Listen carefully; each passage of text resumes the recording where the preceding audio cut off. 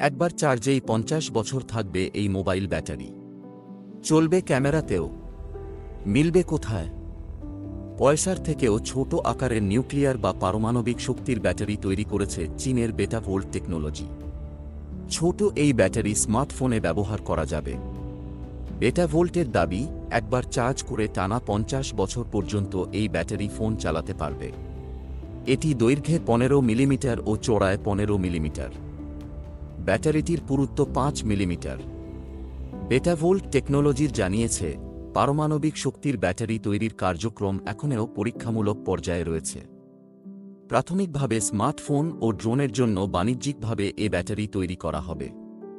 তবে এই ব্যাটারি মহাকাশ গবেষণার কাজে ব্যবহৃত যন্ত্রের পাশাপাশি কৃত্রিম বুদ্ধিমত্তা, আধুনিক সেন্সর, রোবটসহ বিভিন্ন ধরনের চিকিৎসাযন্ত্রেও ব্যবহার করা সম্ভব। 2025 সাল থেকে এই ব্যাটারি তৈরির কার্যক্রম শুরু হবে। পরমাণু ব্যাটারি নিশ্চিতভাবেই নতুন প্রযুক্তি। তবে চীনের আগেই এই পরমাণু ব্যাটারি তৈরির দাবি করেছে যুক্তরাষ্ট্র, রাশিয়া, ফ্রান্স, যুক্তরাজ্য ও ইরান। তবে এই দেশগুলো ভিন্ন ভিন্নভাবে এই ব্যাটারির ব্যবহার করছে।